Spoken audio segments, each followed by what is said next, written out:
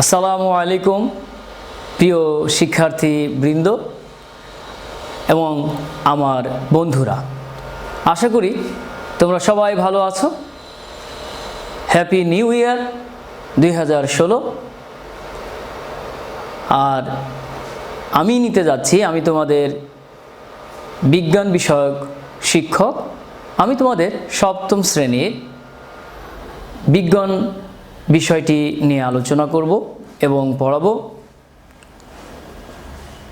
তোমাদেরকে আসলে অভিনন্দন, স্বাগতম যে সবাই ষষ্ঠ শ্রেণী পাশ করে এসে তোমরা সপ্তম শ্রেণীতে উত্তীর্ণ হয়েছ এবং যেরকম ভালো রেজাল্ট করেছো এরকম ভালো ফলাফল করে তোমরা আরও বড় বড় ক্লাসে উঠবে সেই প্রত্যাশা আমার।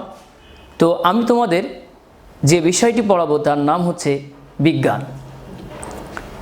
বিজ্ঞানকে অনেকে ভয় পায় আর বিজ্ঞানকে অনেকে পড়তে চায় না, কিন্তু বিজ্ঞান অত্যন্ত মজার একটি সাবজেক্ট। এ বিষয়ে যারা অভিজ্ঞ তাদের কাছ থেকে তোমরা জানতে পারবে যে বিজ্ঞান হচ্ছে যদি বুঝে পড়া যায়, যদি আন্ডারস্ট্যান্ডিংয়ের মাধ্যমে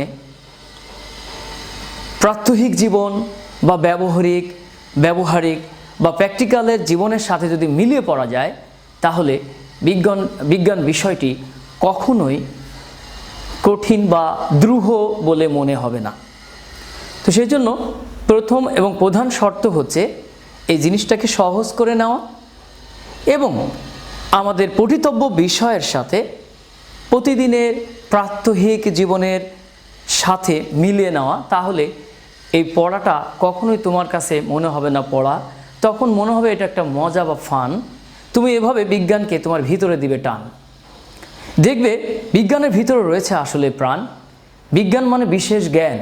যাদের প্রাত্যহিক জীবনের জ্ঞান থাকবে এবং থাকবে ধ্যান, তারাই হবে বিজ্ঞানী, তারাই জানবে বিজ্ঞান। তো চলো আমরা বিজ্ঞান বইটা খুলি। আমাদের সকলের কাছেই এই বইটি রয়েছে, বিজ্ঞান বই, অত্যন্ত সুন্দর একটি বই। তো এই বইয়ের মধ্যে কয়টি অধ্যায় রয়েছে চলো আমরা বইটা খুলি, দেখতে পাবো আমরা নিজেরাই। আমরা সূচিপত্রে যাই।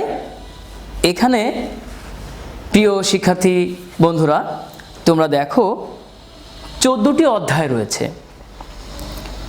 বিজ্ঞানের বিভিন্ন বিষয় নিয়ে, বিভিন্ন শাখা নিয়ে এই অধ্যায়গুলি তৈরি করা হয়েছে। আনন্দের বিষয় যে তোমরা সপ্তম শ্রেণীতে থেকেই বিজ্ঞানের বিভিন্ন শাখা যেমন পদার্থবিজ্ঞান, রসায়ন বিজ্ঞান, জীববিজ্ঞান এবং পরিবেশ বিজ্ঞান সম্পর্কে ধারণা নিতে পারছো। তো আমাদের সিলেবাসে প্রথম অধ্যায় রয়েছে, আর প্রথম অধ্যায় রয়েছে জীববিজ্ঞানের অংশ। প্রথম অধ্যায় হচ্ছে নিম্ন শ্রেণীর জীব। আমরা সবাই প্রথম অধ্যায়ে ফিরে যাই। পৃষ্ঠা নম্বর 1। এখানে তোমরা একটু দেখো কি রয়েছে। প্রথম অধ্যায় নিম্ন শ্রেণীর জীব। নিম্ন শ্রেণীর জীব বলতে আমরা কি বুঝি? সবার আগে আমাদেরকে জানতে হবে জীব কারা। যাদের জীবন রয়েছে তারাই হচ্ছে জীব। যেমন মানুষ কিন্তু জীব, গাছপালাও কিন্তু জীব।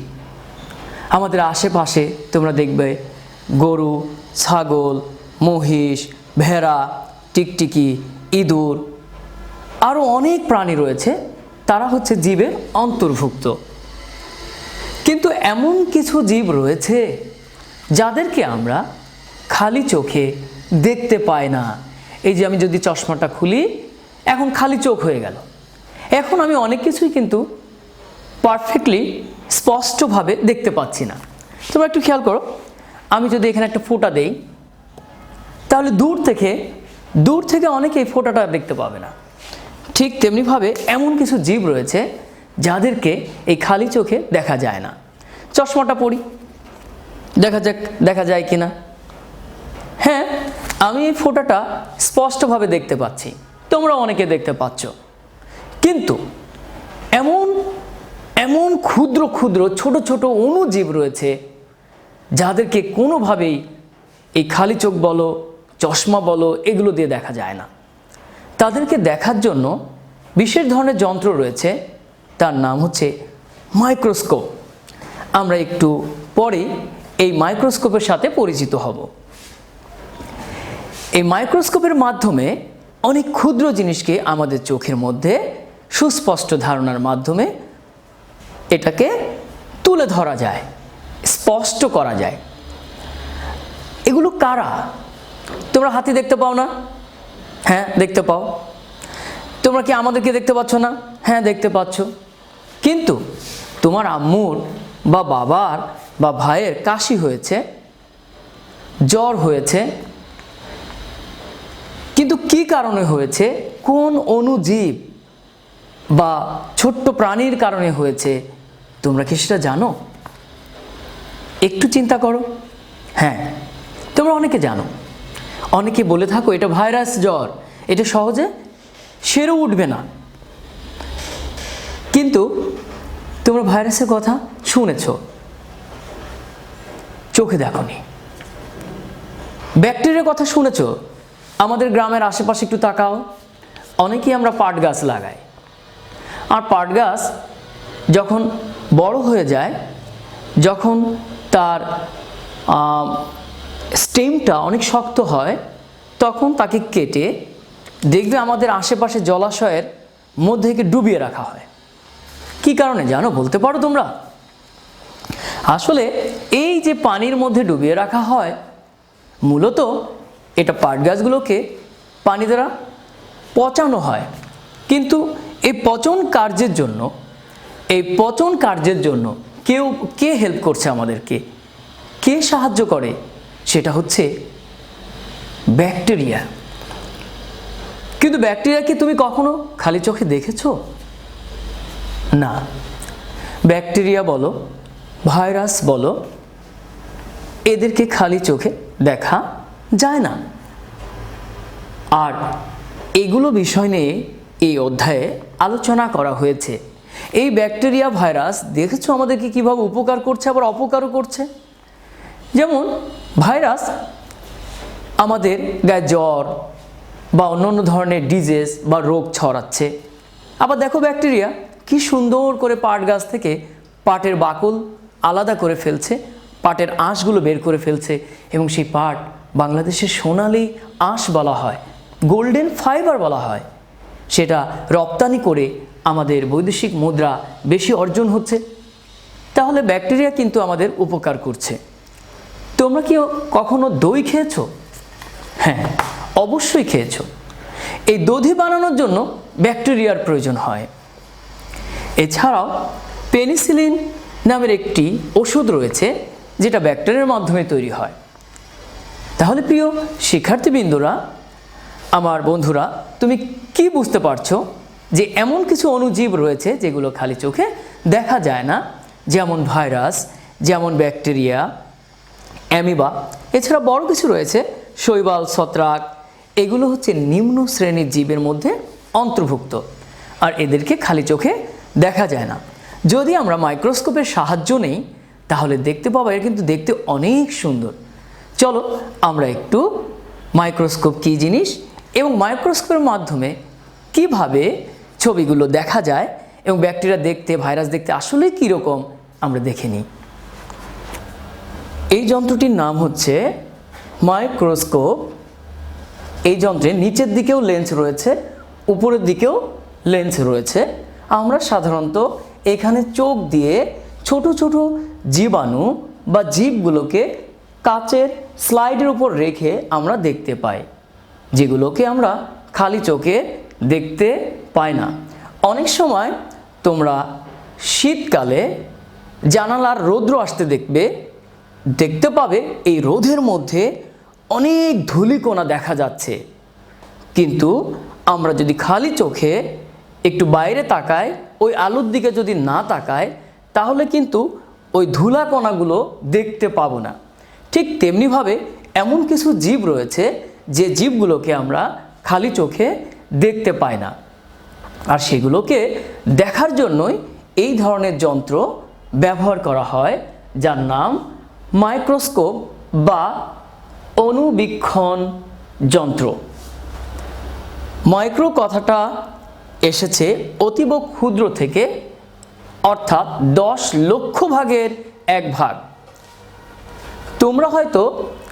তোমরা সবাই দেখতে পাচ্ছ আমার হাতে একটি কলম রয়েছে। এই কলমটাকে যদি আমি 10টি ভাগে ভাগ করি তাহলে বলা হবে দশমাংশ। আর একে যদি আমি 10 লক্ষ ভাগে ভাগ করি তাহলে 10 লক্ষ ভাগের যে 1 ভাগ বা ক্ষুদ্র অংশটা হবে সেই অংশটাকে বলা হবে মাইক্রো অংশ। আর এই জীবগুলো যদি আমরা দেখতে চাই তাহলে আমাদেরকে এই ধরনের যন্ত্র ব্যবহার করতে হবে। শিক্ষার্থীবৃন্দ, তাহলে আমরা ফিরে আসি আমাদের ক্লাসে। আমরা অণুবীক্ষণ যন্ত্র দেখতে পেলাম, কিভাবে এই যন্ত্রের সাহায্যে আমরা ক্ষুদ্র জীবগুলোকে সহজেই দেখতে পারি, যা বাহ্যিক দৃষ্টিতে পরিলক্ষিত না হলেও এই অণুবীক্ষণ যন্ত্রের সাহায্যে আমরা কি করতে পারি, এটা দেখতে পারি। এসো আমরা এবার অণুজীব জগতের শ্রেণীবিভাগগুলো পড়ব। আমাদের চারপাশে অনেক জীব জগৎ আমরা দেখতে পাই, আর এদেরকে নানান ভাগে ভাগ করা হয়েছে। এই অণুজীব, এদেরকে বলা হয়, এদের থেকে জীবন শুরু হয়েছে। এই অণুজীবকে আদি জীবও বলা হয়ে থাকে। তো তোমরা ষষ্ঠ শ্রেণীতে অর্থাৎ ক্লাস 6-এ মার্গুলিস হুইটেকার এই দুইজন বিজ্ঞানীর নাম শুনেছ। মার্গুলিস হুইটেকার, এটা আমরা দুষ্টামি করে বলতে পারি মার্গুলি হুইটেকার।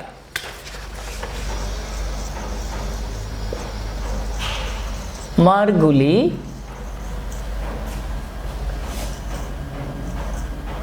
হুইটেকার।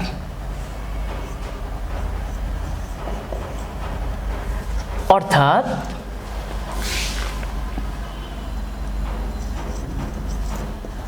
গুলি মারো,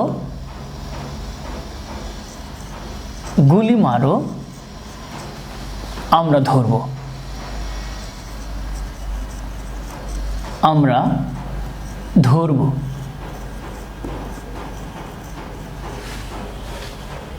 গুলি মারো, আমরা ধরব। মার্গুলি হুইটেকার দুজন আলাদা বিজ্ঞানী। তাদের মতে এই জগৎকে 3টি রাজ্যে ভাগ করা হয়েছে। এই 3টি রাজ্য, 1 নম্বর হচ্ছে ক্যারিওটা, প্রোক্যারিওটা 2 নম্বর, এবং 3 নম্বর হচ্ছে ইউক্যারিওটা। কেউ যদি দুষ্টামি করে তোমার কোনো ক্লাসমেটকে বা তোমার বন্ধুকে বলো এভাবে,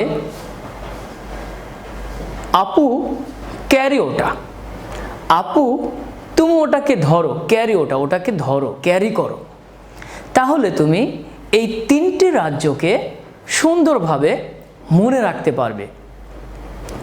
আমি বোর্ডে লিখে দিচ্ছি, তোমরা দেখে নাও।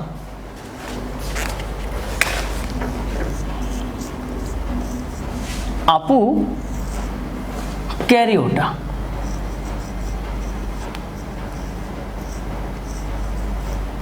ক্যারি ওটা, অর্থাৎ আপু ওটাকে ক্যারি করো। আপু বা তুমি তোমার বড় কোনো আপুকে বলছো যে আপু তুমি এটাকে ক্যারি করো। এই কথার মাধ্যমে তুমি কিন্তু এই 3টি রাজ্যকে আত্মস্থ করতে পারলে। সুতরাং মার্গুলি হুইটেকার অর্থাৎ মার্গুলাস হুইটেকার এর মতে এই অণুজীব জগৎকে 3টি রাজ্যে বিভক্ত করা হয়েছে। কয়টি রাজ্যে বিভক্ত করা হয়েছে? 3টি রাজ্যে বিভক্ত করা হয়েছে। 1 নম্বর হচ্ছে ক্যারিওটা, 2 নম্বর হচ্ছে প্রোক্যারিওটা, 3 নম্বর হচ্ছে ইউক্যারিওটা। আর এই তিনটিকে একসাথে যদি আমরা লিখি তাহলে সংক্ষেপে বলতে পারি আপুক্যারিওটা। এটি কিন্তু মনে রাখার একটি সহজ কৌশল। এ ফর ক্যারিওটা, এ হচ্ছে ক্যারিওটাকে বুঝাচ্ছে, পি হচ্ছে প্রোক্যারিওটা, আর ইউ হচ্ছে ইউক্যারিওটা। তোমরা পেজ নাম্বার 2 উল্টিয়ে দেখো, এখানে অণুজীব জগৎকে তিনটি রাজ্যে ভাগ করা হয়েছে: ক্যারিওটা, প্রোক্যারিওটা, ইউক্যারিওটা। ক্যারিওটা অর্থাৎ এক অকোষীয়, ক্যারিওটা,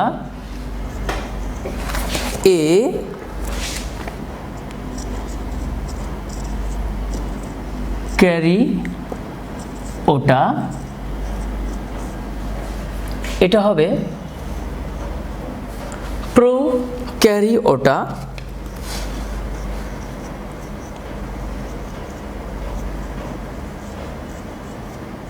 ক্যারিওটা, এটা হবে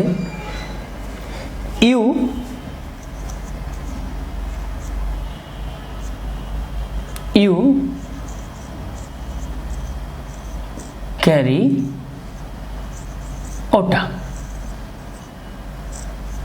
প্রতি ক্ষেত্রেই ক্যারিওটা কমন। সুতরাং তুমি যদি আপুর কথা মনে রাখো তাহলে অণুজীব জগতের তিনটি রাজ্যকে সহজেই মনে রাখতে পারো, আত্মস্থ করতে পারো: ক্যারিওটা, প্রোক্যারিওটা, ইউক্যারিওটা। মার্গুলাস হুইটেকারের মতে অণুজীব জগৎকে তিনটি রাজ্যে বিভক্ত করা হয়েছে। সেই তিনটি রাজ্যের নাম ক্যারিওটা, প্রোক্যারিওটা, ইউক্যারিওটা। আমরা এখন ক্যারিওটা সম্পর্কে ধারণা নিব। ক্যারিওটা হচ্ছে এই অণুজীব জগতের প্রথম রাজ্যের অন্তর্ভুক্ত একটি অংশ। ক্যারিওটা হচ্ছে অকোষীয়। এমন কিছু অণুজীব রয়েছে যাদের কোষ বা সেল নেই বললেই চলে, তাদের দেহকোষে নিউক্লিয়াস নেই বললেই চলে। এই জাতীয় অণুজীব জগৎকে ক্যারিওটা বলা হয়ে থাকে। তোমরা পেজ নাম্বার 2টা যদি একটু খুলে দেখো তাহলে সহজেই দেখতে পাবে এই জাতীয় অণুজীবের মধ্যে কোষ নেই, এদের মধ্যে নিউক্লিয়াস নেই বললেই চলে। এদের উদাহরণ হচ্ছে ভাইরাস। ভাইরাস হচ্ছে ক্যারিওটা রাজ্যের অন্তর্ভুক্ত একটি অণুজীব। প্রোক্যারিওটা বা আদিকোষী, এই অণুজীবের কোষের কেন্দ্রিকা সুসংগঠিত নয়। এই অণুজীবগুলো সাধারণত আমরা অণুবীক্ষণ যন্ত্রের মাধ্যমে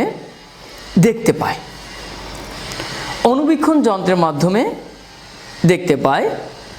এর উদাহরণ হচ্ছে ব্যাকটেরিয়া। তোমরা সবাই জানো পাটের আঁশ পাট কাঠি থেকে আলাদা করার জন্য যে ব্যাকটেরিয়া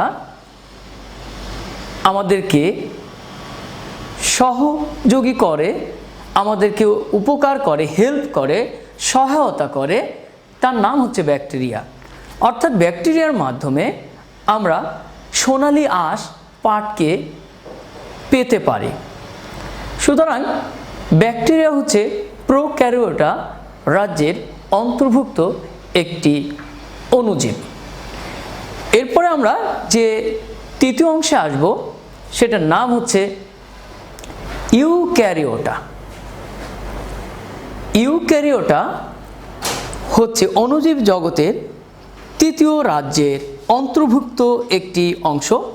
এক্ষেত্রে রয়েছে, তোমরা বইয়ে দেখতে পাবে, এক্ষেত্রে রয়েছে শৈবাল, ছত্রাক, প্রোটোজোয়া এই ধরনের অণুজীব।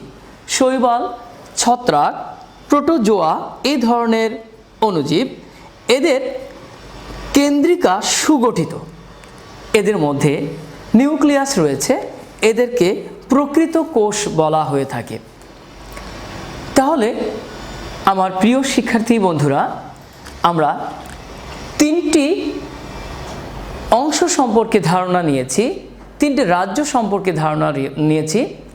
এই তিনটি রাজ্য হচ্ছে ক্যারিওটা, প্রোক্যারিওটা, ইউক্যারিওটা।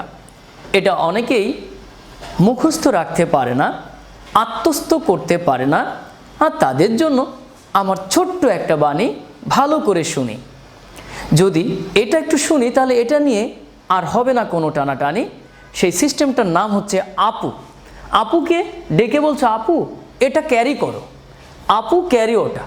এই আপুর অর্থ হচ্ছে এ ক্যারিওটা, পি প্রোক্যারিওটা, ইউক্যারিওটা। অর্থাৎ এই ছোট্ট একটি শব্দের মাধ্যমে অণুজীব জগতের তিনটি রাজ্যের নাম আমরা সহজেই আত্মস্থ করতে পারি, মুখস্থ করতে পারি। এ হচ্ছে অকোষীয়, নামের শেষে আছে মিল, তাই আন্তাজেই দিবে ঢিল। যেহেতু নামেই মিল আছে, এ অকোষীয়, এর প্রকৃত কোষ নেই। আর এরা হচ্ছে ভাইরাস। প্রোক্যারিওটো প্রাইমেটিভ থেকে এসেছে, আদি কোষ, এটারও কেন্দ্রিকা সুগঠিত নয়। ব্যাকটেরিয়া হচ্ছে এই রাজ্যের অন্তর্ভুক্ত। ইউক্যারিওটা এটা হচ্ছে গিয়ে প্রকৃত কোষের অন্তর্ভুক্ত। এর সেলগুলো অর্থাৎ কোষগুলো সুসংগঠিত, এদেরকে প্রকৃত কোষই বলা হয়। প্রোটোজোয়া, শৈবাল, ছত্রাক এগুলো হচ্ছে এই রাজ্যের অন্তর্ভুক্ত। তাহলে আমরা অণুজীব জগতের শ্রেণীবিভাগ জানতে পারলাম, যার আবিষ্কারক মার্গুলাস হুইটেকার, দুজন বিজ্ঞানী, একজন পুরুষ আরেকজন মহিলা। অর্থাৎ আমরা জানতে পারলাম মার্গুলি, হুইটেকার এরা হচ্ছে অণুজীব জগতের শ্রেণীবিভাগের উদ্ভাবক। আর এটা মনে রাখার সহজ কৌশল কি, আমরা অনেক সময় গুলি খেলি, মার্বেল খেলি, তো একজনকে বলবো গুলি মারো, আমরা ধরবো হুইটেকার, সেখান থেকে আমরা ধরে নিচ্ছি মার্গুলি, হুইটেকার। এই কথাটা যদি আমরা মনে রাখি তাহলে সহজেই আমরা আত্মস্থ করতে পারবো অণুজীব জগতের শ্রেণীবিভাগ কারা করেছেন, কাদের মত হিসেবে এসেছে, সেটা হচ্ছে মার্গুলি, হুইটেকার। আর আদি অবস্থায় এ সম্পর্কে বলেছিলেন ক্যারোলাস, আমরা আগেই পড়েছি ক্লাস 6-এ, অর্থাৎ ষষ্ঠ শ্রেণীতে। সুতরাং অণুজীব জগৎ কি, অণুজীব জগতের শ্রেণীবিভাগ আমরা সহজেই আত্মস্থ করতে পারলাম।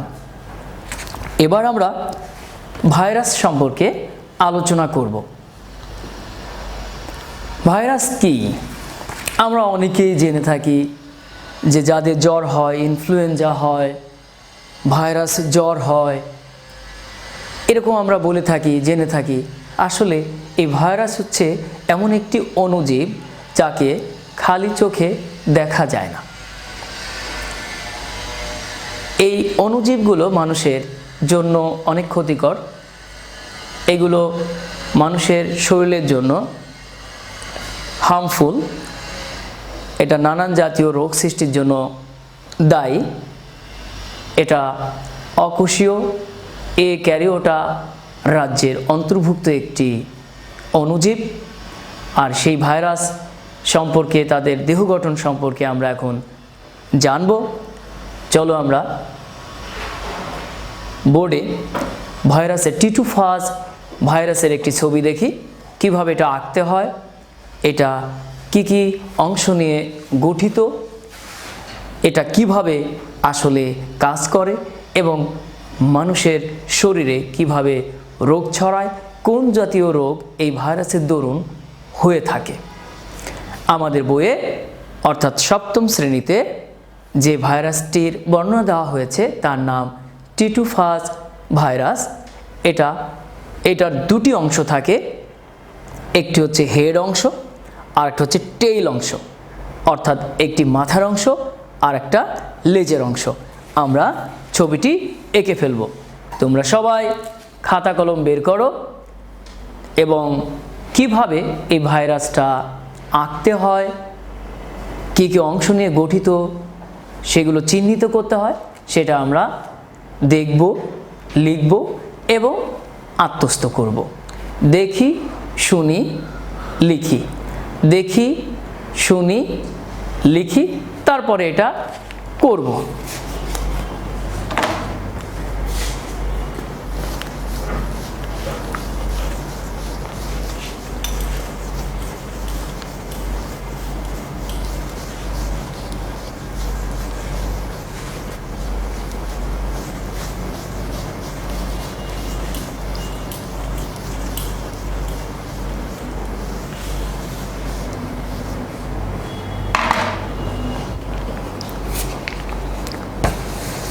আমরা দেখি কিভাবে এই ভাইরাসটিকে আমরা আঁকতে পারি। এটা ঠিক একটি বাক্সের মতো ষড়ভুজ আকৃতির। ষড় মানে 6, ভুজ মানে বাহু, 6 বাহু আকৃতির, ঠিক এরকম। এটা হচ্ছে তার মাথার অংশ, মেইন অংশ। এর নিচে রয়েছে তার টেইল অংশ।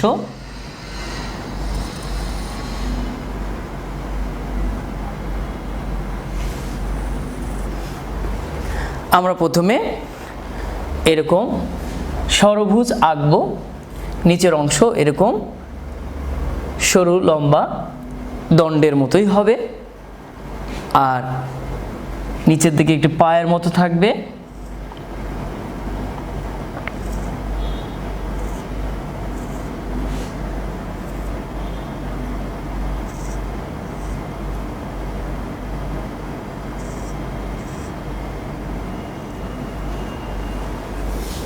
তোমরা যদি পেজ নাম্বার 2 ডান পাশে নিচের দিকে একটু খুলো তাহলে দেখতে পাবে সুন্দর করে এই ছবিটি আঁকা হয়েছে। দুপাশে তিনটা লেজের মতো এরকম অংশ থাকবে, যার দ্বারা সহজে তারা আটকে থাকতে পারে।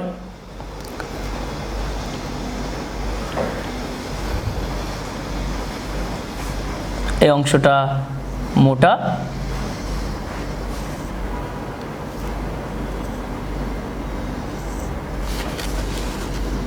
আমরা বোল্ড করে দিতে পারি এভাবে।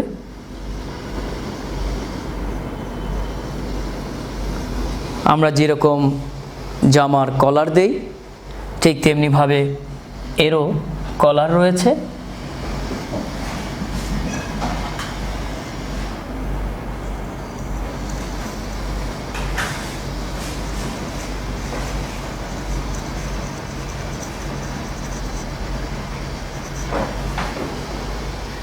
এই হচ্ছে টিটুফাস ব্যাকটেরিওফাজ ভাইরাস। তার কয়েকটি অংশ এখানে দেখানো হলো।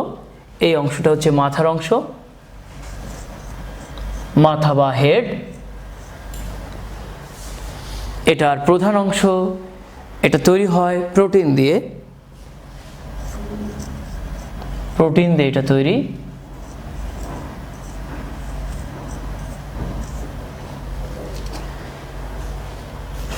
ডিএনএ ও আরএনএ দ্বারা তৈরি। Deoxyribo nucleic acid, RNA ribo nucleic acid, deoxy ribo nucleic acid ও রাইবো নিউক্লিক অ্যাসিড। অর্থাৎ সহজ করে বলা যায় মাথার মেইন অংশটা প্রোটিন দ্বারা তৈরি। এটাকে বলা হয় কলার।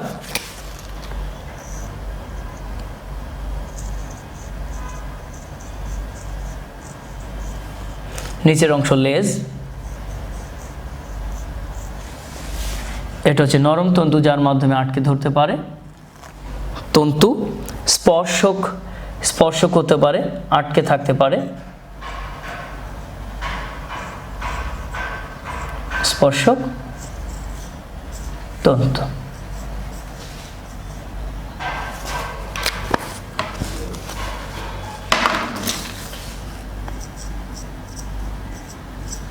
তন্তু আমরা স্পষ্ট দেখতে পাচ্ছি বোর্ডে একটি ব্যাকটেরিওফাজ বা টিটুফাজ ভাইরাসের ছবি দেখানো হয়েছে। এমন একটি ভাইরাস, এই ভাইরাস দুটি অংশ নিয়ে গঠিত, যার প্রধান অংশ একটি মাথা আর দ্বিতীয় অংশ হচ্ছে লেজ। মাথার অংশগুলো সাধারণত প্রোটিন দ্বারা তৈরি।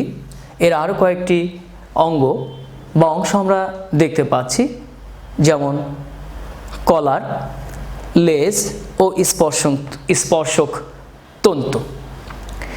এই ভাইরাস সাধারণত নানান ধরনের ক্ষতিকর কার্যকলাপে মানুষের জন্য কাজ করে থাকে। এটা বিভিন্ন ধরনের রোগ ছড়িয়ে মানুষের ক্ষতি করে, যেমন আমরা সবাই জানি ইনফ্লুয়েঞ্জা জ্বর বা ভাইরাস জ্বর। এছাড়া রয়েছে আরও বিভিন্ন জাতীয় রোগ, যেটা আমরা পরবর্তী ক্লাসে জানতে পারবো। আর ভাইরাসটা হচ্ছে অকোষীয়, এর নির্দিষ্ট কোনো নিউক্লিয়াস নেই, ফলে এর একটি অংশের অভাবে আরেকটি অংশ নিষ্ক্রিয় হয়ে পড়ে। সেজন্য এটিকে প্যারাসাইটও বলা হয়ে যায়। তোমরা দেখো নিচের দিকে একটি কথা লেখা আছে যে আমিষ আবরণ থেকে নিউক্লিক অ্যাসিড বের হয়ে গেলে এরা জীবনের সকল লক্ষণ হারিয়ে ফেলে। তবে অন্য জীবদেহে যেই মাত্র আমিষ আবরণ ও নিউক্লিক অ্যাসিডকে একত্র করা হয়, তখনই জীবনের সব লক্ষণ ফিরে পায়। অর্থাৎ জীবিত জীবদেহ ছাড়া জীবদেহের বাইরে এরা জীবনের কোনো লক্ষণ দেখায় না। এই কারণে ভাইরাসকে প্রকৃত পরজীবী বা প্যারাসাইট বলা হয়ে থাকে। সুতরাং আমরা জানতে পারলাম যে ভাইরাসের দুটি অংশ রয়েছে। এই দুটি অংশের মধ্যে একটি অংশের অনুপস্থিতিতে আরেকটি অংশ কার্যক্ষম হয় না। যদি প্রোটিন অংশটা আর সংস্পর্শে যদি নিউক্লিক অ্যাসিডটা না থাকে, তাহলে এর কার্যক্ষমতা হারিয়ে ফেলে।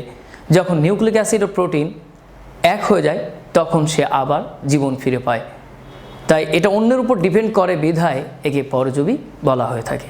তো আজকে আমরা এই ভাইরাস পর্যন্ত শেষ করব। তোমরা আগামী ক্লাসে অণুজীবকে দেখার জন্য আমরা কি যন্ত্র ব্যবহার করে থাকি, অণুজীবের শ্রেণীবিভাগ, কোন বিজ্ঞানী এই শ্রেণীবিভাগের পিছনে রয়েছে বা ক্লাসিফিকেশন করেছেন, এবং অণুজীবগুলোর শ্রেণীবিভাগের বৈশিষ্ট্যগুলি এবং ভাইরাস সম্পর্কে ডিটেলস জেনে আসবে। বাড়ির কাজ হিসেবে থাকবে টিটুফাজ ভাইরাসের গঠন, চিত্র এবং এর ক্ষতিকর প্রভাব। প্রিয় শিক্ষার্থী বন্ধু, সবাইকে ধন্যবাদ। আবারও পরের ক্লাসে দেখা হবে। সেদিন তোমাদের সামনে ব্যাকটেরিয়া নিয়ে আলোচনা করা হবে। Thank you. আসসালামু আলাইকুম।